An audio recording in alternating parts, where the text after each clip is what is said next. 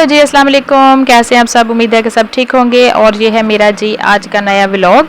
तो यहाँ पर हो गया था सुबह का टाइम और मैं आई थी अभी किचन में। कुछ बर्तन मेरे रात के पड़े हुए थे, वो धो रही हूँ मैं अभी। बच्चों ने बहुत लेट खाना खाया था, इसी वजह से तो मेरे लिए ये आसानी हो जाएगी कि रात के बर्तन अगर मैं अभी धो लूँगी ना, तो जो नाश्ते के बर्तन हो गए बहुत काम होंगे। अच्छा, उसके बाद मैं जी चली गई थी फ्रिज में से आटा लेने, तो देखा तो एक ही रोटी का आटा था। तो बस जी मुझे ये आटा भी गूंदना पड़ गया। सुबह सुबह इतनी मेहनत और रात को इतनी ज़्यादा गर्मी हो जाती है, हबस वाली गर्मी हो जाती है कि नींद भी बहुत लेट से आती है। तो यहाँ पर बर्तन धोए, अभी मैं आटा गूंद रही हूँ। आटा गूंद के रख दूँगी मैं। सुबह इतनी मेहनत वाले काम, जैसे कुश्ती करनी होती है ना, वैसे काम हो जाते हैं मेरे सुबह सुबह के लिए। के लिए भी गूंद लेती हूँ, शाम के लिए भी गूंद लेती हूँ। और रात को मैंने बनाई थी यहाँ पर चिकन की कलेजी, और साथ में बन रही है हमारी चाय। चाय के बगैर तो मेरा तो नाश्ता मुकम्मल नहीं होता। बहुत से लोग हैं जो इतनी ज़्यादा गर्मी में अब चाय नहीं पीते होंगे।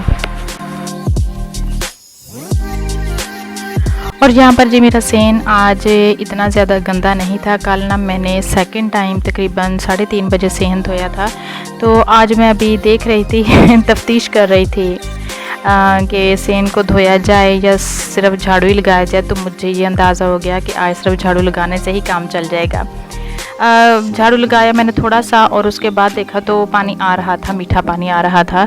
तो बस यहाँ पर मैं अभी कूलर में पानी डालूँगी। और जी कल सारा दिन लाइट बंद, हमारी टंकी में पानी भी ख़त्म हो गया। और तकरीबन 12 साढ़े 12 बजे जब बिजली आई ना, तो उस वक्त ही मैंने कूलर में पानी डाला और बहुत ज़्यादा मुझे बर्फ़ लग गई थी कूलर में। और यहाँ पर जी अभी आसम का नाश्ता जारी है। और देखें जी कढ़ाई में खाने लगा है। रात को मैंने बनाई थी कलेजी और इसने थोड़ी सी कलेजी रह गई थी, वो निकाल के और अभी ये सिर्फ मसाले के साथ खाएगा। वैसे मशहूर है कि अगर लड़के देगची में खाना खाए ना, तो उनकी शादी पर बारिश हो जाती है। लेकिन ये तो कढ़ाई में खा रहा था। अब देखिए अल्लाह खैर करे, इसकी शादी में बारिश होती है या तूफ़ान आता है या नॉर्मली मौसम रहेगा। अच्छा, यहाँ पर इसने सुबह पेट्रोल निकाला रिक्शे में से, और काफ़ी ज़्यादा इससे ना पेट्रोल गिर गया। और फिर इसने खुद ही साफ़ सफाई कर दी यहाँ से। और अभी मैं जा रही हूँ जी सिस्टर के घर, सामने ही घर है उसका। और मैंने सोचा चलें जी, घर के काम तो कभी ख़त्म ही नहीं होंगे। आज बहन की तरफ चलती हूँ। तो बस यहाँ पर सीढ़ियाँ चलते चलते तो मेरे गोडों में से ना ची ची की आवाज़ें आने लग जाती हैं। और यहाँ पर देखा उसने सारे घर की सफाई की थी, फ़र्श उसका चमक रहा था और उसके बच्चों ने चप्पल बाहर उतारे हुए थे, तो मैंने भी अपने चप्पल ना बाहर उतार दिए। और यहाँ पर देखिए पूरा फर्श चमक रहा था और साथ ही वो अपने फेस को भी चमका रही थी। गर्मी से बुरा हाल, पसीने पसीनी। तो मैं उसे कह रही थी पंखा ही चला लो, इतनी कंजूस हो गई, बिजली का बिल ज़्यादा आएगा क्या? तो वो बता रही थी कि नहीं, इस कमरे में जो पंखा लगा है ना, वो सोलर वाला नहीं है, दूसरे कमरे में चलते हैं, वहाँ पर सोलर फ़ैन लगा हुआ है। तो मैं उसे छेड़ रही थी बहुत ज़्यादा कंजूस है गई हो, पसीने पसीनी हो रही हो, लेकिन पंखा नहीं चलाना तुमने। तो बस उसके साथ वाले कमरे में सोलर फ़ैन लगा हुआ था, वहाँ चले गए। और वहाँ पर जी उसके बच्चों की मस्तियाँ जा रही थी। और बच्चे जब अकेले होना तो बड़े तमीज़ के साथ बैठते हैं। जैसे ही देखते हैं कि उसके घर में कोई आ गया है, तो बस उनके अंदर ना कोई एकदम से ना कोई शैतान आ जाता है और उनसे बैठा भी नहीं जाता।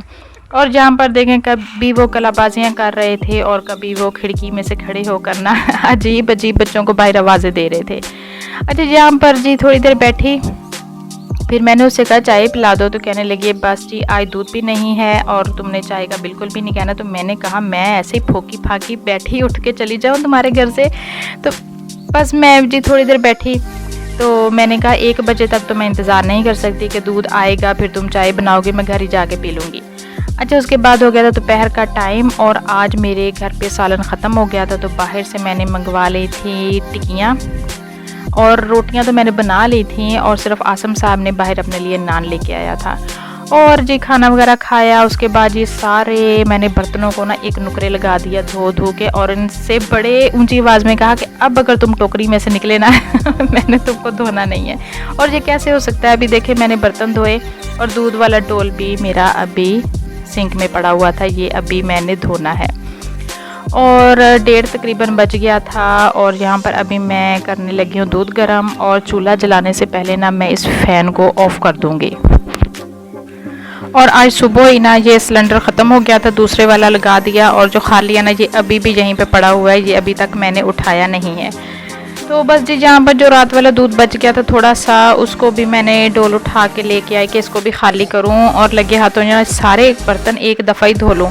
ये एक दफ़ा सिर्फ कहने की बात होती है, जितना चक्कर किचन के लगते हैं ना उतने ही ज़्यादा बर्तन हो जाते हैं। और ये जब से ये सावन का मौसम स्टार्ट हुआ है ना तो इतनी ज़्यादा हमारे मक्खियाँ हो गई हैं, बहुत ही गुस्सा चढ़ता है मुझे इन मक्खियों पर। ना सुकून से हम खा सकते हैं, ना दोपहर को सो सकते हैं, ना ही मैं किचन में कोई काम कर सकती हूँ, इतनी ज़्यादा मक्खियाँ हो गई हैं। अच्छा, कई बार कमेंट आते हैं ना कि आपके घर में इतनी ज़्यादा मक्खियाँ हैं, आपको इनसे मसला नहीं होता, भी क्या करें। हमारे घर में एक तो गाँव है, ओपन घर है, और फिर इतनी ज़्यादा मक्खियाँ आ जाती हैं। और मक्खियाँ कौन से किसी की बात सुनती हैं या इजाज़त लेके किसी के घर में आती हैं। यहाँ पर जी बड़ा बेटा इस कमरे में सो रहा था, इसमें अंधेरा भी हो जाता है अक्सर, तो अंधेरा करके ना सोने का बहुत मज़ा आता है। वो यहाँ पर जितनी मर्ज़ी गर्मी हो ना वो यहीं पे सो जाता है। चलें जी, यहाँ पर स्टार्ट हो गई थी बारिश, और अचानक ही बारिश स्टार्ट हुई। कुछ सुबह तक तो बिल्कुल भी पता ही नहीं था कि आज बारिश होगी। थोड़ा सा अंधेरा हुआ कमरे में, हमारी सोलर प्लेट बिल्कुल बंद हो गई, हमने इनको बिजली पर कर दिया, और उस वक्त भी बिल्कुल भी पता नहीं था कि बारिश होगी। अचानक ही बारिश, इतने तेज़ वाली बारिश आई, इतनी तेज़ वाली बारिश, और बहुत तेज़ आंधी भी आई। जहाँ पर मैं खड़ी हूँ ना, यहाँ पर खड़े भी नहीं हुआ जा रहा था, और मुझे यही डर था कहीं मेरे मोबाइल में पानी न चला जाए।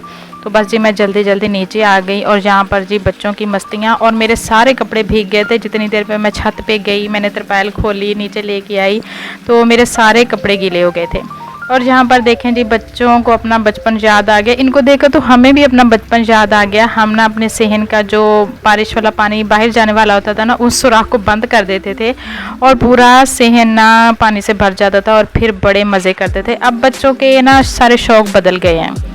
अच्छा, इतनी तेज़ बारिश और हवा के बाद ना बहुत ज़्यादा ठंड हो जानी चाहिए थी, लेकिन ऐसा कुछ भी नहीं हुआ। इतनी ज़्यादा हबस हो गई, लाइट भी बंद हो गई। तो फिर इत्थे जी असी बना ली चाह तो बगैर तो साडी कदी दोपहर भावें जिन्नी मर्जी गर्मी होए ना बिल्कुल भी मुकम्मल नहीं होंदी। जहाँ इत्थे बच्चों ने चाय भी पीती, साथ साथ हो बैठ के ना चालां भी खेलते रहे। ਜਿਹੜੇ ਪਿੰਡ ਦੇ ਲੋਕਾਂ ਨਾ ਉਹਨਾਂ ਨੂੰ ਬਿਹਤਰ ਪਤਾ ਹੋਏਗਾ ਕਿ ਚਾਲਾਂ ਹੁੰਦੀਆਂ ਕਿ ਪਿੰਡ ਦੀ ਤਾਂ ਮੈਂ ਵੀ ਹਾਂ, ਪਰ ਮੈਨੂੰ ਚਾਲਾਂ ਦਾ ਪਤਾ ਨਹੀਂ, ਸਿਰਫ ਦੇਖਣ ਦੀ ਹੱਦ ਤੱਕ ਹੀ ਪਤਾ ਹੈ। इतने जी हो गई सी लाइट बंद। अगर इन्नी की बारिश सर्दियों च हुंदी ना, ओए होए 2-2 3-3 रजाइयां दे विच असीं बैठे होना सी, पर इन्नी हबस, इन्नी गर्मी, इन्ना पसीना कि कुछ ना पूछो। अज बारिश भी हो गई, तो इसके बाद मैं हांडी बनाई, बिजली बिल्कुल बंद, आहिस्ता आहिस्ता अंधेरा भी होने लग गया। तो किचन दे विच ना सिर्फ मैं मोबाइल की लाइट ऑन करके ना, तो अज मैं चिकन बना रही सी। अच्छा, जब तक मेरी हांडी बनी ना उतनी देर में मगरिब की अजान भी हो गई, बच्चे नमाज़ पढ़ने चले गए, और उसके बाद जी आगे कोई व्लॉग नहीं बना। खुदा हाफिज़।